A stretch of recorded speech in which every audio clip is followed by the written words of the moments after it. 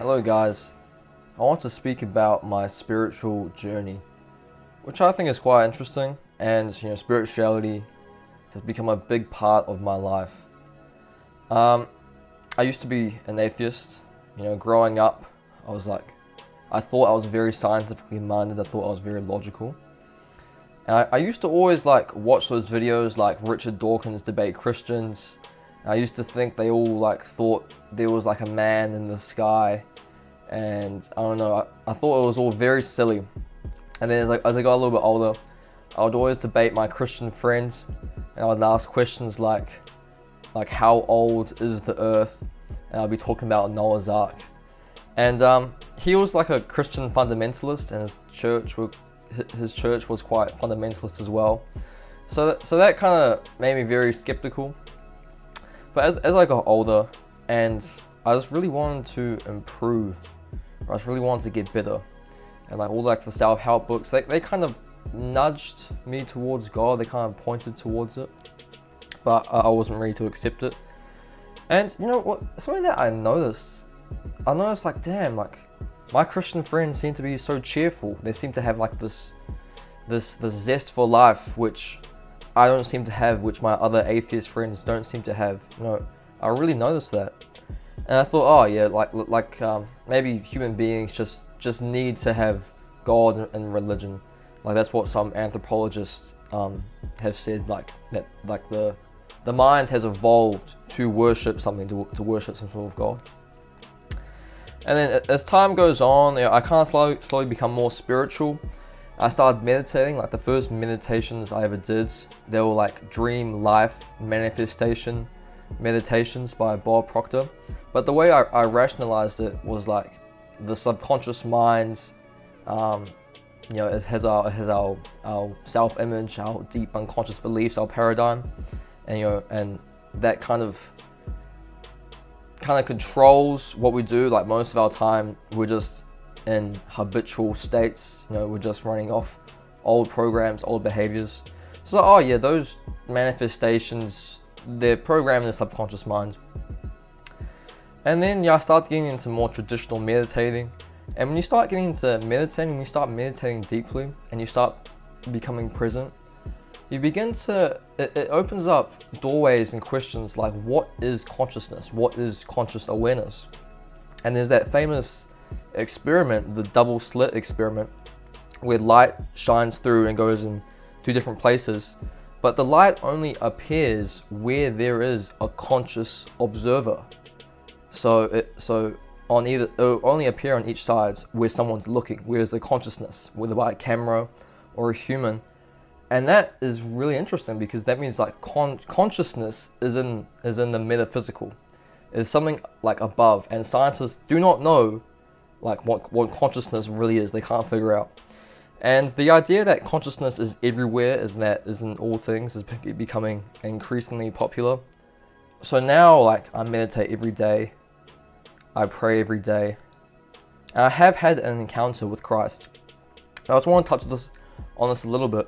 I think all religions, all schools of thought, it's kind of like a light in every direction, shining on to what the truth is.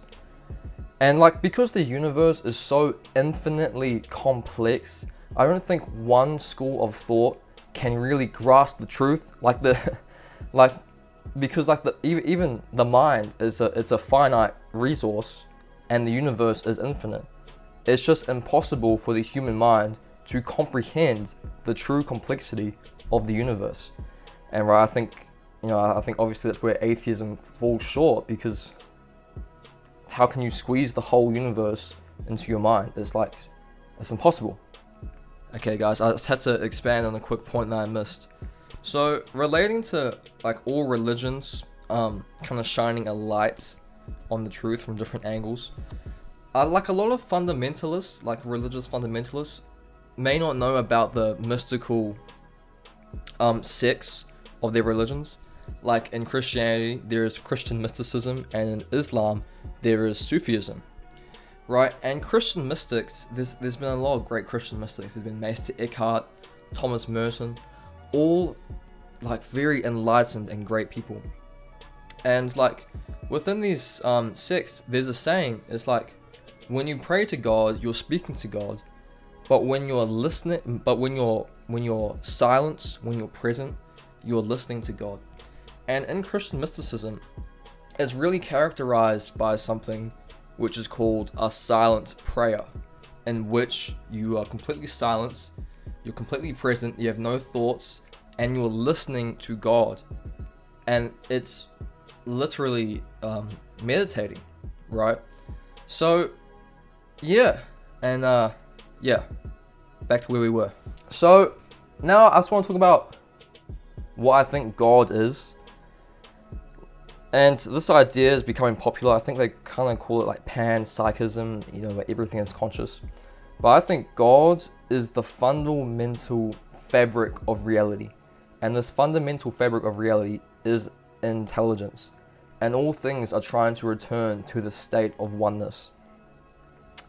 Now, in all things, from the nanoscale, like the smallest scale, to the macro scale, to the biggest, all things seem to follow this ancient geometry, and this suggests to me, and why this is relevant to human beings, I think this tells us that there is a way to be and there's a way not to be.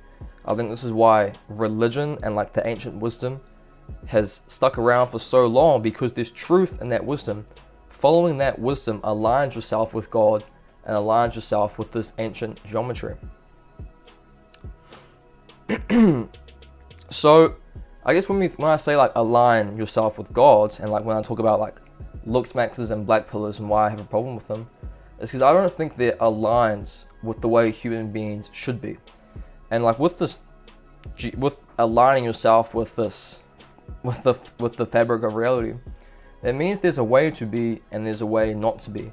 So to be like a gooner, doomer, black pillar, loser, to have resentment in your heart, to be uncooperative and unforgiving, is to not be in alignment with God. Whereas to be, I think, maybe more religious, more spiritual, to be forgiving, to be kind, to be strong, to be compassionate, that is being in line with God and ancient geometry. Okay, this is the way I see the world. And it reminds me of a book. It's the first like self-help book I read. It's 12 Rules for Life. And yes, I know Jordan Peterson's becoming a bit controversial recently, but it's an amazing book. And the reason why that book is so good and why we need rules for our life is because rules keep us in line, or at least certain rules keep us in line with God. It keeps us in alignment with that geometry. And like our lives are kind of like a garden. Like you have to tend to the garden and maintain it.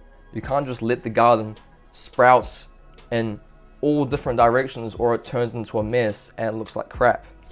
So we need rules for our life, and we need to tend to ourselves.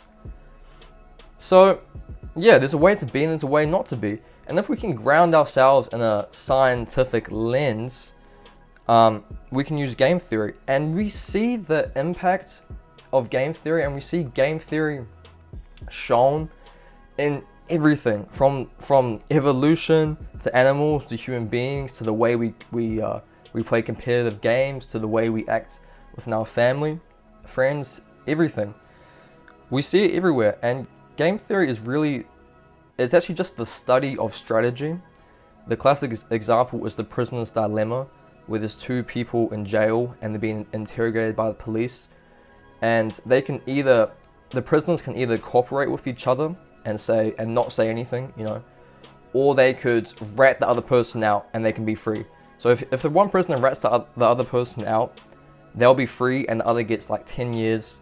But if they both cooperate and stay silent, then they get 1 year. So logically, on a very small scale, it becomes logical to defect and betray your partner. But when you think about this game on a much larger scale, and this game is being played almost infinitely, it gets played with countries and your family everywhere, then it becomes the optimal strategy to cooperate. And you see this in the most successful countries, and in the most unsuccessful countries, you see the bad strategy. So you could, I guess, the argument I'm trying to make, and maybe it's a hard to explain concept. You probably need some prior knowledge to get it. Leave a link. So I'm kind of linking this lens of game theory to why it is important to align yourself with God, to why it actually is a logical thing to align yourself with God, to be cooperative, and to be a good, strong person.